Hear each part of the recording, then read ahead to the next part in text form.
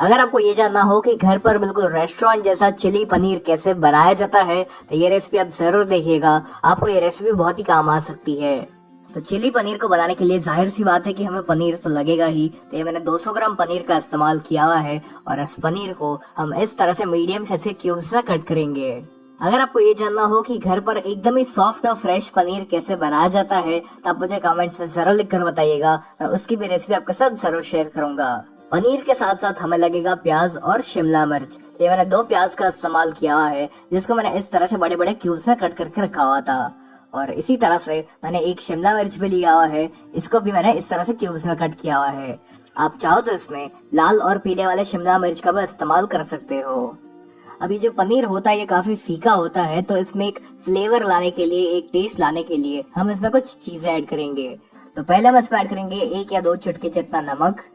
फिर इसमें तीखापन लाने के लिए मैंने इसमें ऐड किया हुआ 1/4 छोटी चम्मच लाल मिर्च पाउडर। ये मैंने कश्मीरी लाल मिर्च पाउडर का इस्तेमाल किया हुआ है जिससे कि इस पनीर में एक बहुत ही बढ़िया सा कलर आ सके। फिर हम इसमें ऐड करेंगे 1/4 छोटी चम्मच अदरक और लहसुन की पेस्ट जिससे कि इस पनीर में एक बहुत ही बढ़िया सा फ्लेवर आ पाएगा। अब अगर आपको इस पनीर को एकदम ही क्रिस्पी बनाना हो तो आपको यहाँ पर इसमें ऐड करना पड़ेगा कॉर्न स्टार्च। ये मैंने 2 बड़ी चम्मच कॉर्न स्टार्च का इस्तेमाल किया हुआ है और इस कॉर्न स्टार्च का इस्तेमाल करने से जब हम इस पनीर को फ्राई करेंगे तो जो पनीर का जो आउटर लेयर है यानी कि जो बाहर का लेयर है वो एकदम ही क्रिस्पी बनेगा। इसी के साथ हम इसमें ऐड करेंगे 1 बड़ी चम्मच मैदा।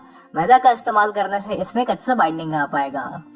और फिर हम इसमें ऐड करेंगे 1/4 छोटी चम्मच काले मिर्च पाउडर यानी कि ब्लैक पेपर पाउडर। इसका इस्तेमाल करना ऑप्शनल है, आप इसे नहीं डालोगे तो भी चलेगा। अब बस इन सभी चीजों को हम हल्के हाथों से मिक्स करेंगे और फिर हम इसमें पानी की थोड़ी सी छींटे मारेंगे ताकि ये जो सारे मसाले हैं और जो मैदा और कॉर्न स्टार्च है वो इस पनीर के साथ अच्छे से कोट हो जाए। आमतौर पर पनीर चिली को बनाने के लिए पहले मैदा और कॉर्न स्टार्च का एक घोल यानी कि एक बैटर बनाया जाता है जिसमें पनीर को डिप करके उसको फ्राई किया जाता है। लेकिन अगर आपने बैटर को ठीक से नहीं बनाया और बैटर काफी गाढ़ा रह गया तो फिर आप बनाने जाओगे पनीर चिली और बन जाएगा पनीर पकौड़ा। तो इसलिए मैं आपके लिए ये बहुत ही सिंपल मेथड लेकर आया हूँ जिसमें आपको बैटर वगैरह बनाने की जरूरत नहीं पड़ेगी। चलिए, जैसे कि आप देख पा रहे हो कि इस पनीर के ऊपर काफी बढ़िया सा कोटिंग आ चुका है। तो अब बारी आती है इसको फ्राई करने की और इस पनीर को कैसे फ्राई करना है ये बहुत ही इम्पोर्टेंट है। अगर आप इसको ठीक से फ्राई नहीं करोगे तो जो पनीर है वो जरा भी क्रिस्पी नहीं बनेगा। तो इसको फ्राई करने के लिए जो सबसे इम्पोर्टेंट चीज है वो ये है कि ये जो तेल का तापमान है वो मीडियम गर्म होना चाहिए। अगर तेल बहुत ही ज्यादा गर्म होगा तो जैसे आप इसमें पनीर को ऐड करोगे तो वो फटाफट से ब्राउन हो जाएगा लेकिन उतना क्रिस्पी नहीं बनेगा। तो इसलिए इस पनीर को मीडियम गर्म तेल में ही फ्राई करें और फिर आपको इसको मीडियम फ्लेम पर तब तक फ्राई करना है जब तक ये गोल्डन ब्राउन और क्रिस्पी नहीं हो जाता। तेल के अंदर पनीर को डालने के बाद आपको उसको तुरंत नहीं पलटना है। आप थोड़ी देर उसे अच्छे से फ्राई होने दे और उसी के बाद एक चम्मच की सहायता से एकदम ही हल्के हल्के हाथों से पलटिए। चलिए, जैसे कि आप देख पा रहे हो कि ये जो पनीर है ये बहुत ही अच्छे से फ्राई हो चुका है, काफी बढ़िया सा गोल्डन ब्राउन कलर आ चुका है इसके ऊपर। तब हम इसको बाहर निकाल लेंगे। इसके आवाज से आपको पता चल गया होगा कि ये जो पनीर है ये कितना क्रिस्पी बना हुआ है। और अब ठीक इसी प्रकार से मैंने ये सारे पनीर को फ्राई करके रेडी कर लिया है। अब बारी आती है इसकी ग्रेवी बनाने की, जिसके लिए आपको किसी भी एक बॉक में या फिर एक कढ़ाई में लेना है 2 बड़ी चम्मच तेल। ये मैंने इसमें आधा इंच जितना अदरक ऐड किया हुआ है जिसको मैंने एकदम बारीक बारीक चॉप करके रखा हुआ था। इसी के साथ हम इसमें ऐड करेंगे 2 से 3 बारीक कटी हुई लहसुन की कलियां यानी कि गार्लिक क्लव्स। और फिर हम इसमें ऐड करेंगे 2 से 3 लाल मिर्च या फिर हरे मिर्च। अब हमें इन सभी को हाई फ्लेम पर कुछ सेकंड तक ही सौते करना है। इस रेसिपी के अंदर अदरक और लहसुन का बहुत ही बढ़िया सा फ्लेवर आता है, तो हो सके तो आप भी यहाँ पर अदरक और लहसुन को ज्यादा मात्रा में ऐड करिएगा। जब अदरक, लहसुन और हरे मिर्च भून जाए तब हम इसमें ऐड करना है प्याज और फिर इस प्याज को भी हम हाई फ्लेम पर सिर्फ 1 मिनट के लिए पकाएंगे।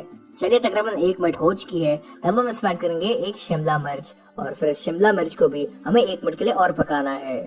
हमें शिमला मिर्च को पूरी तरीके से नहीं पकाना है, इसको हम हल्का सा कच्चा ही रखेंगे ताकि जब ये खाने में आए तो ये हल्का सा क्रंची लग सके। चलिए, तकरीबन 1 मिनट हो चुकी है। तब हम इसमें ऐड करेंगे स्वाद अनुसार नमक। लेकिन ध्यान रहे कि आपको यहाँ पर बहुत सारा नमक का इस्तेमाल नहीं करना है क्योंकि इसके बाद हम इसमें कुछ सॉसेस भी ऐड करेंगे और उन सॉस के अंदर भी नमक रहता है। फिर इसमें जाएगा 1/4 छोटी चम्मच काले मिर्च पाउडर यानी कि ब्लैक पेपर पाउडर। अगर आपके पास व्हाइट पेपर पाउडर हो तो आप उसका भी इस्तेमाल कर सकते हो।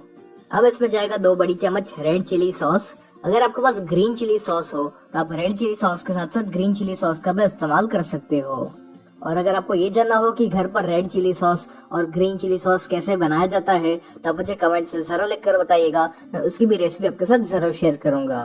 फिर हम इसमें ऐड करेंगे 2 बड़ी चम्मच जितना टोमेटो केचप, आधा बड़ी चम्मच सोया सॉस और 1/4 छोटी चम्मच विनेगर। अब बस हमें इन सारी चीजों को एक बार अच्छे मिक्स करना है।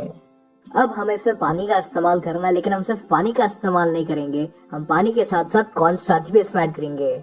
तो ये मैंने 2 छोटी चम्मच कॉर्न स्टार्च का इस्तेमाल किया है और इसमें थोड़ा सा पानी ऐड करेंगे और इसके हम एकदम ही पतली स्लरी बनाकर रेडी करेंगे।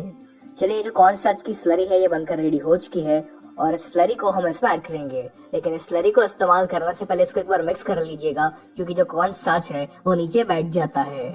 हमने ये कॉर्न स्टार्च की स्लरी इसलिए ऐड की हुई है ताकि इस ग्रेवी में एक बढ़िया सी थिकनेस आ सके। चलिए, ये हमारी बहुत ही टेस्टी चिली पनीर की जो ग्रेवी है ये बनकर रेडी हो चुकी है। तो अब जो पनीर को हमने फ्राई करके रेडी किया था वो हम इसमें ऐड करेंगे। यहाँ पर आपको एक चीज का ध्यान रखना है कि इस पनीर को आप एकदम ही आखिर में डालिएगा, यानी कि जब आप इस चिली पनीर को सर्व करने के लिए रेडी हो तभी आप इसमें पनीर डालें। अगर आप पहले से ही पनीर को डालकर रखोगे तो जो पनीर है वो क्रिस्पी नहीं रहेगा और एकदम ही सॉगी हो जाएगा। अब सबसे आखिर में हम इस पर डालेंगे थोड़ा सा स्प्रिंग अनियंस। लीजिए, हमारा एकदम ही टेस्टी चिली पनीर बनकर रेडी हो चुका है।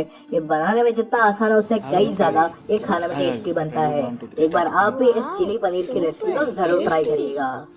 इस चिली पनीर को आप चाहो तो वेज फ्राइड राइस या फिर शेजवान फ्राइड राइस के साथ सर्व कर सकते हो। तो अगर आप